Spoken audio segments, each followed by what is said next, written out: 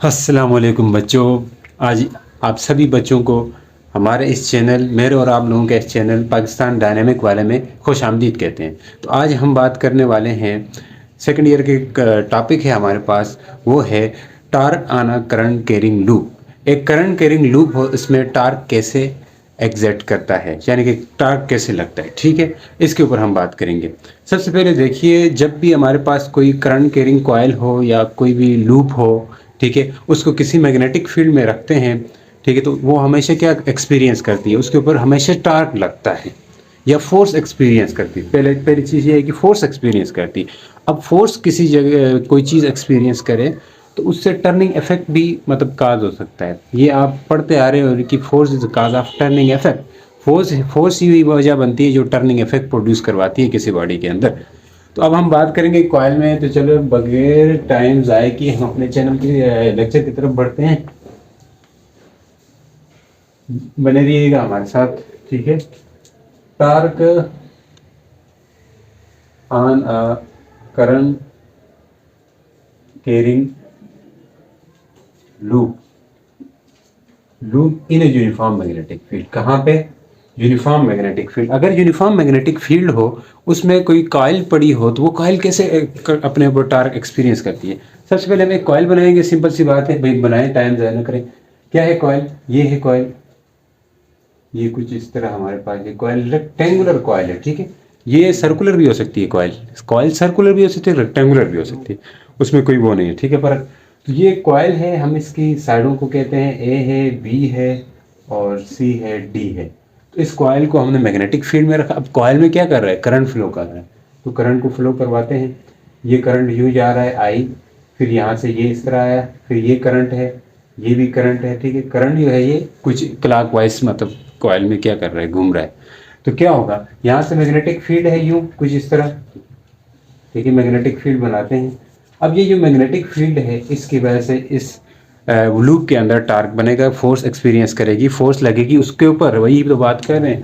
तो अब देखिए, इसकी साइडें हैं, साइडों की लेंथ होती है ना। अब अगर कोई कॉइल पड़ी है तो वही साइड की भी अपनी लेंथ होगी। तो अभी इस साइड की लेंथ को हम मान ले कुछ ए नाम दे देते हैं, ठीक है। और इस साइड की लेंथ को हम बी नाम दे देते हैं। तो रेक्टेंगल क्या होता है? जिसकी अपोजिट साइड्स बराबर होती हैं। तो मतलब ये ए है तो ये भी ए होगा, डेफिनेटली ए होगा, और ये साइड भी ए होगी, ठीक है। ज़्यादा खिचड़ी नहीं बनाते यार, समझ लेना, ठीक है। तो क्या होगा? ये भी ए, ये बी। तो इसकी लेंथ को हमने नाम दे दिया, ठीक है। तो अब हमें पता है, कोई भी कंडक्टर हो या कोई भी लूप हो या कोई वायर हो, उसके ऊपर जो फोर्स लगती है वो हमने पढ़ा था, F equals to I B L sine theta करके। अब यहाँ पे I B L, B capital होता है, ठीक है, मैग्नेटिक फील्ड वाला बी है। ये बी और इस बी में फर्क अब यहाँ पे करनी है। स्मॉल बी का मतलब है लेंथ ऑफ अ कॉइल, और कैपिटल बी का मतलब है मैग्नेटिक फील्ड मतलब है। अब यहाँ मैग्नेटिक फील्ड की डायरेक्शन ये है। तो अब इसके ऊपर फोर्स कौन कौन सी साइड्स पे लगेगी, पहले हम इसके ऊपर जनरलाइज करते हैं यार। अब ये मैग्नेटिक फील्ड भी है और साथ ही साथ करंट भी फ्लो कर रहा है। अब जरा इसकी फोर्स निकालने के लिए मैग्नेटिक फोर्स की डायरेक्शन हम देखेंगे। हम फिर मैग्नेटिक फोर्स की डायरेक्शन देखेंगे, फिर साथ ही साथ क्या करेंगे, मैग्नेटिक फोर्स की डायरेक्शन आ गई तो अब उस फोर्स की वजह से कैसे टार्क बनता है, इसके ऊपर हम बात करेंगे, ठीक है। तो क्या होगा, यहाँ पे अगर फोर्स लगती है तो तब हमें पता लग जाएगा भैया वाकई में टार्क लगता है। इसकी ज़रा फील लेके हम समझेंगे। ज़रा इसको आप इजी लें, इतना मुश्किल नहीं है, देखिएगा। अब क्या होगा, अब हम फोर्स जो है मैग्नेटिक फोर्स, इसकी डायरेक्शन हम बहुत सारे रूल से निकालते हैं, बट सबसे सिंपलेस्ट रूल है राइट हैंड पाम रूल है। क्या है? राइट हैंड पाम रूल, ठीक है।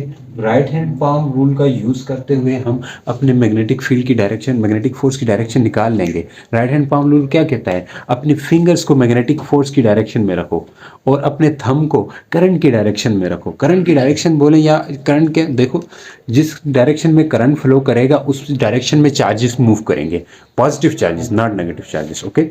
पॉजिटिव चार्ज मूव करेंगे, नेगेटिव चार्जेस जो है इलेक्ट्रॉन होंगे, इलेक्ट्रॉन अपोजिट मूव करते होते हैं करंट के हमेशा, ठीक है। अब यहाँ पे राइट हैंड पाम रूल का इस्तेमाल करते हुए हम देखेंगे एक और बात। हमने पीछे यानी कि फोर्स आना चार्ज या फोर्स आना कंडक्टर में हमने पढ़ा है, ये पिछले वाले प्रीवियस लेक्चर देख लो भैया, कब देखोगे, देख लो जाके।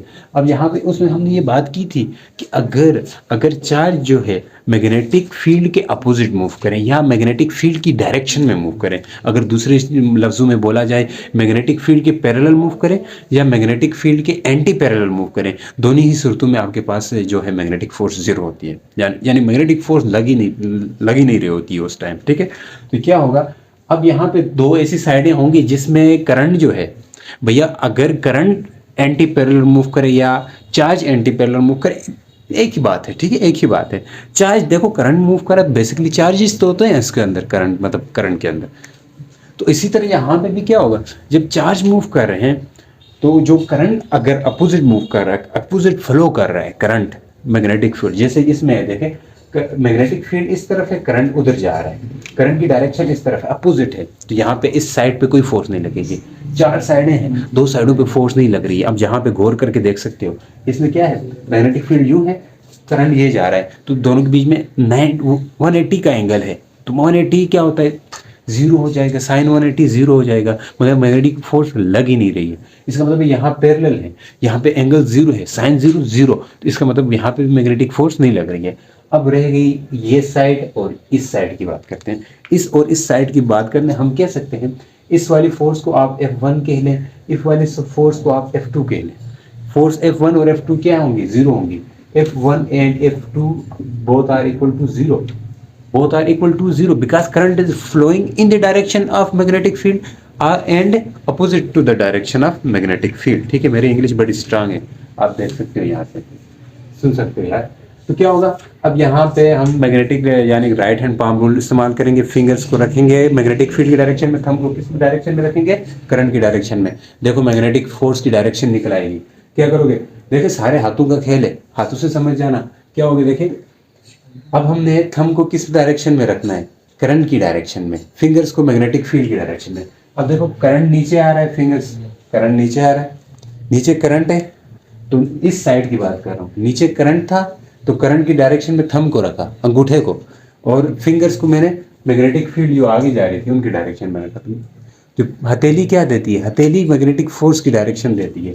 तो यहाँ पे हमने चेक किया मैग्नेटिक फोर्स जो है वो अब आउटवर्ड बाहर की तरफ लग रही है, बाहर की तरफ लग रही है फोर्स। यहाँ इस साइड में जो क्रॉस करेंगे, सर्कल डार के बीच में क्रॉस का मतलब है आउट, नहीं सॉरी यार, डार्ट डालेंगे। ठीक है, डार्ट का मतलब होगा आउटवर्ड, क्या मतलब होगा, आउटवर्ड, यानी कि मैग्नेटिक फोर्स आउटवर्ड है। क्रॉस लगाएंगे तब इनवर्ड मतलब होगा। यहाँ पे चेक करेंगे अभी, तो यहाँ पे चेक करें तो करंट की डायरेक्शन ऊपर की तरफ है, मैग्नेटिक फील्ड की डायरेक्शन ये है, करंट ऊपर जा रहा है, मैग्नेटिक फील्ड ये जा रही है, तो हथेली अंदर की तरफ जा रही है। आपकी हथेली किस तरफ जा रही है, अंदर की तरफ, तो इसका मतलब है मैग्नेटिक फोर्स यहाँ पे इनवर्ड होगी, यहाँ पे मैग्नेटिक फोर्स किस तरफ होगी, इनवर्ड होगी। एक साइड पे इनवर्ड आ रही है, एक साइड पे आउटवर्ड आ रही है। आपने पढ़ा है टार्क में या कपल में, कपल या टार्क तभी बनता है जब दो अपोजिट फोर्सेस लगे, दो अपोजिट फोर्सेस लगे तो तभी टार्क बनता है। ठीक है, टार्क कब बनता है, जब दो अपोजिट फोर्सेस लगे। तो काफी ये से मान ले ये आपके पास कॉइल है। ठीक है, अब इस कॉइल में क्या होगा कि करंट जो है दो डायरेक्शन में फ्लो करेगा। यहाँ पे क्या हो रहा था, यहाँ पे करंट जो है नीचे आ रहा था इस तरह, ठीक है, यहाँ पे करंट ऐसे आ रहा था, यहाँ पे करंट ऊपर जा रहा था। ठीक हो गया भैया, यहाँ से करंट ऐसे जा रहा था, तो नज़र आ रहा है, नज़र आ रहा होगा यार, हाँ ठीक है, करंट ऐसे आ रहा था। यहाँ से हमने देखा ना, यहाँ से हम निकाल सकते हैं। अब देखें, यहाँ से हमने राइट हैंड पाम रूल का इस्तेमाल करना है। अब यहाँ से करंट नीचे, मैग्नेटिक फील्ड जो है इस तरफ है, तो फोर्स बाहर आ रही थी। ये इन दो साइडों से तो जीरो आ रही ना, वो तो हमने बात की है। यहाँ पे क्या है, करंट जो है ऊपर, करंट ऊपर है, मैग्नेटिक फील्ड इस तरफ जा रही थी, तो फोर्स अंदर जा रही थी। एक तरफ से फोर्स बाहर लग रही है, एक तरफ से अंदर लग रही है। देखें ऐसे फोर्स लग रही है, ऐसे, जब ऐसे लगी तो कोई चीज़ घूमेगी ना, अपोजिट लग रही है, एक अंदर एक बाहर, एक अंदर, तो मतलब घूमेगी तो टार्क आएगा, घूमेगी तो टार्क आएगा। अब मान ले हम ऐसे कोई केस लेते हैं, ये फर्स्ट कंडीशन थी, यहाँ पे फोर्स इनवर्ड और आउटवर्ड लग रही थी, तो इसका मतलब है ये जो इस साइड से फोर्स है या इस दोनों साइडों की वजह से फोर्स लगेगी, मैग्नेटिक फोर्स, वो फोर्स किसकी इक्वल होगी, वो फोर्स F1 हो, इसको F3 कहते हैं या F4 कहते हैं, ये दोनों सेम है। F3 और F4 ये किसके बराबर होंगे, ये एक बराबर होंगे IBB के बराबर होंगे। ये फर्क करना, अच्छा I क्या है, करंट B मैग्नेटिक फील्ड, और स्मॉल वाला बी क्या है, लेंथ ऑफ अ साइड। इस साइड की लेंथ होगी ना, साइड होंगी कॉइल की, साइड की लेंथ होगी। तो ये जो फोर्स लग रही है अब हमारे पास, ये फोर्स लग रही है। अब अगर ऐसा ना हो भैया, कैसा हो, घूम गई है, मान ले हम पहली कंडीशन क्या बिल्कुल सीधी रखी, एक फोर्स अंदर एक फोर्स बाहर, एक फोर्स बाहर एक फोर्स अंदर, एक फोर्स अंदर एक फोर्स बाहर लग रही थी। अब हम इसको थोड़ा रोटेट करके देखते हैं, कोई एंगल बना के देखते हैं। मतलब क्या करते हैं, इसको थोड़ा रोटेट करवाते हैं, ऐसे घुमा के छोड़ देंगे, मतलब घुमाते हुए छोड़ देंगे, घुमा के ज़्यादा छोड़ देंगे तो क्या होगा, उससे फिर एंगल बनेगा। इसका भी एरिया वेक्टर होगा, इस कॉइल का, ये अगर कॉइल है, बुक ना समझो कॉइल। अब इस कॉइल का क्या होगा, एरिया वेक्टर। मान ले एरिया वेक्टर, अगर कॉइल का एरिया वेक्टर पहले ऐसे थे, कॉइल ऐसी पड़ी थी, तब एरिया वेक्टर भी अंदर था। यार मिक्स न करना, अच्छा एरिया वेक्टर तो होता है ना किसी का, तो एरिया वेक्टर भी अंदर की तरफ था। और मैग्नेटिक फील्ड ऐसी थी, 90 डिग्री एंगल बन रहा था। मैग्नेटिक फोर्स तब मैक्सिमम होती है जब 90 डिग्री, तो मैक्सिमम फोर्स लग रही थी ना, तभी तो घूम गई थी। तो मान ले अब मैक्सिमम फोर्स के अलावा अब घूम गई है थोड़ी सी कॉइल, कॉइल घूम के ऐसी हो गई है, ऐसी होगी, तो अब एरिया वेक्टर और मैग्नेटिक फील्ड के बीच में एंगल बनेगा। क्या बनेगा, एंगल। अब एरिया वेक्टर ऐसे अंदर है, एरिया वेक्टर ऐसे अंदर है, जबकि कॉइल जो थी वो क्या थी यार, नहीं बन रहा ना, कॉइल जो थी क्या थी, मैग्नेटिक फील्ड सीधी थी। अब एरिया थोड़ा कॉइल इस तरह घूम गई है, मैग्नेटिक फील्ड उसी तरह स्ट्रेट ही है, था कॉइल थोड़ी घूम गई है, तो इनके बीच में एंगल आएगा। क्या आएगा, एंगल आएगा। वो एंगल जहाँ बनाऊंगा, ठीक है, तो दोनों के बीच में एंगल बनेगा, थीटा एंगल। थीटा एंगल मतलब 90 से लेस ही होगा, एंगल होगा 90 से कम ही होगा। अब उसके ऊपर बात करते हैं। तो अब इस कॉइल को थोड़ा घुमाते हैं, मैं उस तरह की डायग्राम बनाऊंगा, कैसे घुमाते हैं देखें। वही कॉइल थी मगर हम इसको थोड़ा क्या किए, घुमा दिया यार, घुमा लो, घुमाए सर, आपकी मर्जी, ठीक है, ये घुमा दिया। तो पहली वाली पोजीशन कुछ इस तरह थी, अब की पोजीशन चेंज हो गई है, ठीक है। अब ये पोजीशन क्या हो गई है, चेंज हो गई है। अब पोजीशन चेंज हो गई है, पहली पोजीशन ये मैंने नीचे बनाई है डार्ट करके, और दूसरी पोजीशन ऊपर बनाई है क्रॉस, बिल्कुल शॉक करके, ठीक है। अब ये दोनों पोजीशन आप यहाँ देख सकते हो। अब ये जो एरिया वेक्टर इसका तो अंदर की तरफ था, अब एरिया वेक्टर अंदर है, ए वेक्टर, जबकि मैग्नेटिक फील्ड ऐसी आ रही है, सीधी आ रही थी ना।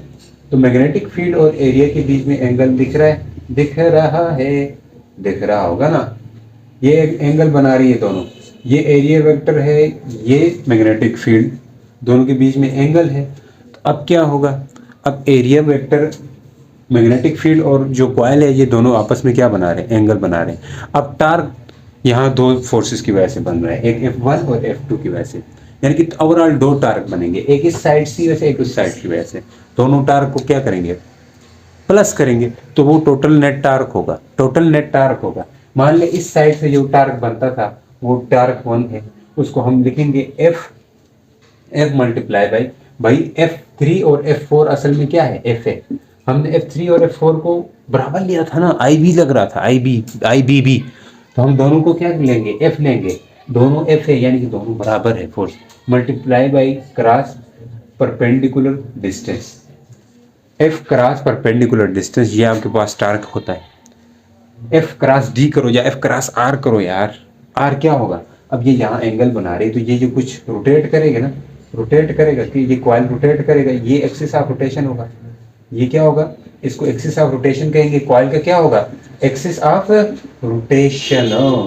एक्सिस ऑफ रोटेशन क्या होता है, जिस पॉइंट के गिर्द घूमे वही एक्सिस ऑफ रोटेशन होता है। अगर ये एक्सिस ऑफ रोटेशन है तो इसके दो कंपोनेंट होंगे, किसके, मैग्नेटिक फील्ड के। अब यहाँ पे इस लेंथ के दो कंपोनेंट बनेंगे, मैं इसको जरा और वो करके बनाता हूँ, ठीक है, आप इससे बिल्कुल वो नहीं होना। अब कुछ इस तरह बनाता हूँ, ये जो ओरिजिनल पोजीशन थी, शुरू वाली पोजीशन, अब कुछ थीटा एंगल बना रही है कॉइल, क्या बना रही है, थीटा एंगल बना रही है। पहले इसको क्या कहा था हमने, ए कहा है ना, ए कहा है, ए कहा है। तो अब ये पहले वाला ए ये था, यहाँ से लेके यहाँ तक था, ये ए था पूरा। अब ये वो हो गई है, टार्क बन गया है एक्सिस ऑफ रोटेशन के अबाउट, ये एक्सिस ऑफ रोटेशन है, नजर आ रहा है भैया, ये क्या है, एक्सिस ऑफ रोटेशन है, यहाँ पे लिखा हुआ ये एक्सिस ऑफ रोटेशन है ना। तो क्या होगा, अब इस एक्सिस ऑफ रोटेशन लाइन सीधी लगाओ यार, डायग्राम सही नहीं बनेगी तो फिर बोलोगे यार खुद डायग्राम सही नहीं बना सकते, हमें आया है पढ़ाने के लिए, ठीक है। ये एक्सिस ऑफ रोटेशन है। अब ये पूरा ए था, यहाँ से लेके यहाँ तक, यानी कि सी से लेके डी तक पूरा ए था, ये सी डी था, सी से लेके डी तक पूरा ए था, यानी कि समान ए के बराबर थी। इस साइड के तो हमने बी कहा था ना, ये क्या है, ए। तो अब एक्सिस ऑफ रोटेशन से देखें, ये एक्सिस ऑफ रोटेशन है तो ये पूरा ए है, मार्कर मार्कर पूरा ए है, तो यहाँ से यहाँ तक आधा होगा ना, ए का आधा क्या होगा, ए बाई टू होगा। यहाँ से यहाँ तक ए का आधा, आधा इधर आधा इधर, A by two A by two, half करो मतलब ए बाई टू। इस पूरे मतलब ए है तो इसका हाफ क्या होगा, ए बाई टू होगा। फिर इधर से इधर का हाफ क्या होगा, ए बाई टू होगा। तो हम कहेंगे ये क्या है, ए बाई टू है, ये क्या है, ये भी ए बाई टू है। और इसने क्या बनाया है, मैग्नेटिक फील्ड के साथ थीटा एंगल बनाया है, और ये थीटा एंगल दोनों के क्या है, सेम है, एंगल सेम है। जितना रोटेट कॉइल ने यहाँ से इधर किया था, इतना एंगल इधर भी चेंज हुआ, इधर भी चेंज हुआ। समझ आ रही है यार, समझ आ रही है, एंगल दोनों तरफ चेंज हो गया। अब क्या होगा, मैग्नेटिक फोर्स कैसे लग रही थी यहाँ पे, इस साइड में एक आउटवर्ड एक इनवर्ड। अब मैग्नेटिक फोर्स इसका कंपोनेंट हम कौन सा लेंगे, ये जो ए बाई टू है असल में ये आपके पास मोमेंट आर्म बना रहा है। क्या बना रहा है, मोमेंट आर्म। जब फोर्स और मोमेंट आर्म दोनों होंगे तो आपके पास टार्क आएगा। क्या आएगा, टार्क आएगा। तभी तो आता है यहाँ से क्या है, इस कॉइल का आधा क्या है ना, हमने तो आधा हो गया, तो मतलब फोर्स हमने देखा। और इसका कौन सा कंपोनेंट लेंगे, फोर्स यहाँ आउटवर्ड है, बाहर की तरफ आ रही है, बाहर की तरफ फोर्स आ रही है। लेकिन ये जो खुद का जो वो है, जो एंगल बनाया है कॉइल ने रोटेट करके, ये भी कोई एंगल बना रहे, तो हम इसका फोर्स तो बाहर की तरफ है, यहाँ इस साइड में फोर्स की तरफ है, बाहर की तरफ है। यानी कि इसको कहा, क्या कहा था, F3। F3 आउटवर्ड है, क्या है, आउटवर्ड है। F3 आउटवर्ड है, यहाँ पे इनवर्ड है। ये फोर्स किस तरफ है, इनवर्ड। अब आउटवर्ड और इनवर्ड दो फोर्सेस हैं, दोनों अपोजिट। ये आउटवर्ड, ये इनवर्ड, हाँ, ये बाहर की तरफ है, ये ऐसे घुमाएगी, ये इसको ऐसे घुमाएगा, और इधर से ये फोर्स कैसे घुमाएगी, फोर्स इधर से ऐसे घुमाएगी। यानी कि दोनों से देखो घूम रही है ना, घूम रही है, ऐसे ऐसे घुमाएंगे दोनों को, तो घूमेगी तो फिर साथ में क्या बनेगा, टार्क आएगा। तो साथ में फोर्स इनवर्ड है, लेकिन फोर्स के साथ टार्क आने के लिए ऐसा कंपोनेंट चाहिए जो कि परपेंडिकुलर हो, एफ परपेंडिकुलर, डी परपेंडिकुलर होना चाहिए। तो ये जो मोमेंट आर्म है, इसका हमने वो वाला कंपोनेंट लेना है जो एक्सिस ऑफ रोटेशन के अलोंग हो, एक्सिस ऑफ रोटेशन के अलोंग हो। यार दरवाजे में लेते हैं ना, तो फिर क्या होता है, एक्सिस ऑफ रोटेशन, दरवाजे का हिंज होता है कब्जा, उससे आप परपेंडिकुलर डिस्टेंस लेते हो। तो यहाँ पे होगा, दो होंगे ना, एक होगा ए बाई टू कास थीटा होगा, एक होगा ए बाई टू साइन थीटा होगा, बिल्कुल होगा। फिर इसी तरह यहाँ नीचे भी होंगे, एक नीचे होगा ए बाई टू साइन थीटा, यहाँ इस साइड में क्या होगा, ए बाई टू कास थीटा। समझ आ रही है, परपेंडिकुलर कंपोनेंट क्या बन गया, ए बाई टू साइन थीटा। यहाँ भी ए बाई टू साइन थीटा, दोनों कंपोनेंट बन गए। अब ए बाई टू साइन थीटा आएगा, किसके लिए आएगा, टार्क बनाने के लिए। तो टार्क वन किसके इक्वल होगा, यहाँ पे लिखेंगे टार्क वन। एफ किसके इक्वल था, यानी कि F3 आई बी बी था, इसकी जगह लिखेंगे आई बी बी, और इसकी जगह क्या लिखेंगे, डी की जगह, D perpendicular A by two है, क्या है, A by two sine theta, A by two sine theta. मैं इसको मिटाता हूँ यार, मिटाते हैं, एक मिनट। ये टार्क वन आ गया। अब यहाँ से टार्क टू आएगा, तो टार्क टू किसके इक्वल होगा, टार्क टू इक्वल होगा एफ, ये F3 था, ये F4 है, F3 cross perpendicular D, perpendicular distance यहाँ पे ए बाई टू साइन थीटा है। तो टार्क टू आएगा, F4 किसके इक्वल है, वो भी आई बी बी के इक्वल है, आई बी बी, और परपेंडिकुलर डिस्टेंस क्या है, A by two sine theta, A by two sine theta. एक आया टार्क वन, एक आया टार्क टू। अब इन दोनों को ऐड करते हैं, ये ऊपर वाला मिटाता हूँ। ठीक है यार, समझ आ रही है, ओई ठीक है। लेक्चर आप गौर से देखिएगा। तो टोटल नेट टार्क क्या आएगा, नेट टार्क इक्वल आएगा torque one plus torque to.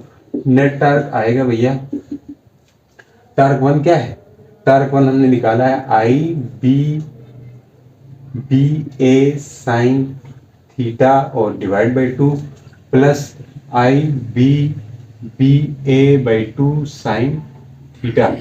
अब एलसीएम ले ले, टू एलसीएम आएगा, टार्क नेट किसके इक्वल आएगा, I B B sine B A sine theta, I B A sine theta plus I B B A sine theta divide by two आएगा। समझ आ रही है, इसको मिटा देते हैं यार। ठीक है, मिटा दें। अब यहाँ से भी ये चीज़ें समझ आ गई होगी आपको, मिटा ही देते हैं। ठीक है, क्या होगा, टॉर्क नेट इक्वल आ जाएगा, एक दफ़ा दो दफ़ा ये होगा 2I B sine theta divide by 2 कट जाएगा, तो टॉर्क नेट किसके इक्वल आएगा, I साइन थीटा। अगर कॉइल में n टर्न्स हैं, बहुत दफ़ा कॉइल जो है उसको टर्न्स बनाए हुए, इसको इफ़ n टर्न्स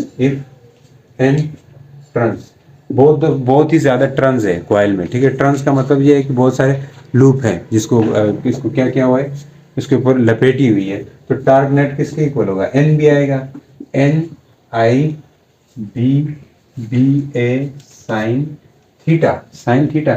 अब देखिए ये कॉइल थी, इसको हमने B कहा था, इसको A कहा था, तो एरिया इसका क्या होगा, length multiply by breath, B multiply by A, तो ये क्या आता है, एरिया आता है, एरिया है।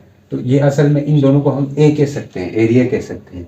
T net equal to NI B sine theta. ये टार्क आया, टोटल टार्क। टोटल टार्क तब ज़्यादा होगा जब यहाँ पे साइन 90 हो, और तब कम होगा जब यहाँ पे साइन का एंगल 0 हो या 180 हो, तो टार्क 0, नेट टार्क 0।